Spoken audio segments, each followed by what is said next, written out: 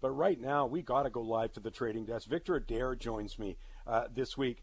Vic, I mean, I know it's a cliche almost now, but you see the volatility, you see the action out there.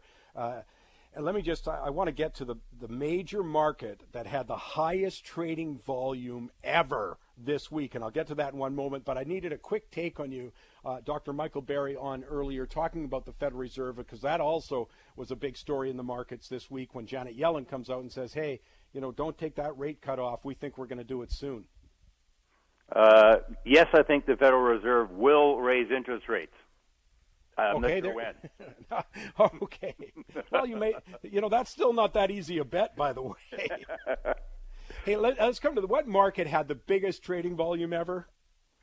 Well, it was the New York COMEX gold futures market that had an all-time record high volume this week. Now, I'm exaggerating just a hair, okay? Because you can do that on radio, right?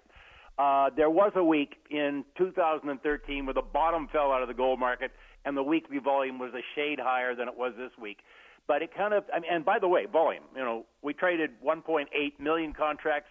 That's roughly, and I'm rounding it, $200 billion worth of gold this week on the futures market, and the prices were down about $40 on the week. I think the key question is, so why is gold falling on this big volume? And just wait for a sec, Vic. Okay. Let me ask you a question. Why is gold falling on big volume? Well, I thought I'd save you the trouble, Mike. Okay. Here's falling. Okay, gold has been down for 4 weeks in a row. It's been down for the last 8 consecutive days.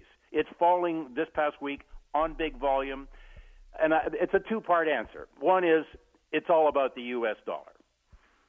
Gold hit a 17-month high beginning of May. The U.S. dollar hit a 17-month low. They are very much the opposite sides of the coin. A strong U.S. dollar is just not good news for gold. A weak U.S. dollar is good news for gold. That's part one. And the second part is what we've been talking about on the show here for a few months now is what I call positioning risk. I remember 3 weeks or so ago, I quoted Bob Farrell, who used to be the famous analyst for Merrill Lynch, and one of his sayings was, the public always buys the most at the top and sells the most at the bottom. And, we just had, the market was, speculators had piled into this market in the first 4 months or so of this year. I mean, we'd had a 4 or 5 year bear market in gold. Of course, everybody wants to pick the bottom. And we got, and who sold them the gold? It was the commercial accounts, the people who are actually in the gold business said, here you go. And now that the price is falling, I think we're at risk of more of those speculators having to throw in the towel.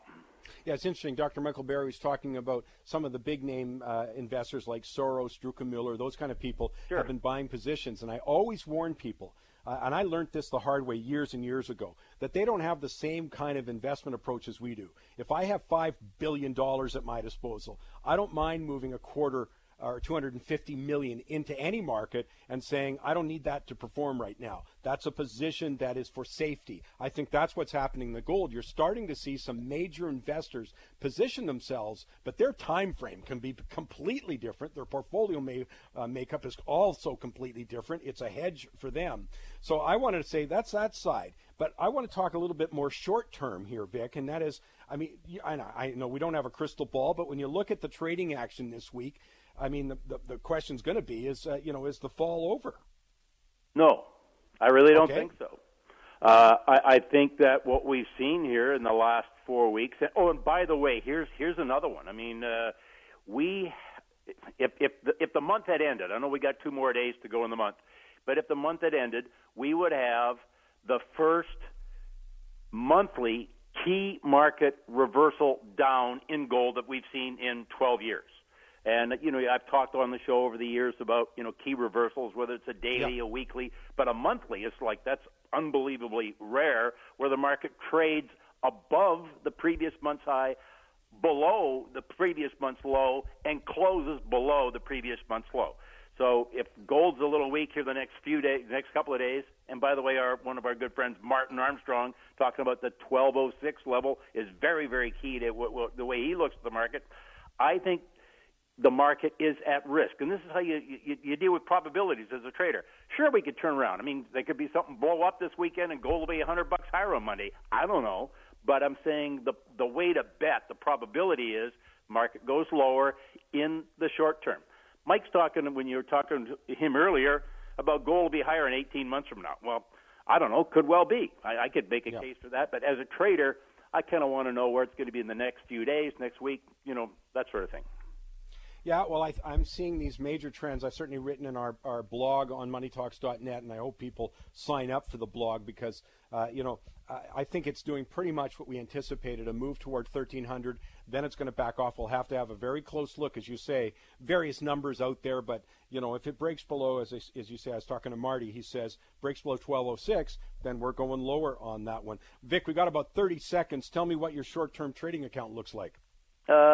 My theme really is the U.S. dollar goes higher, okay? So I am short of Canadian dollars, I'm short of yen, I'm short of euro, I'm short of gold, and, the daredevil that I am, I'm short of crude oil.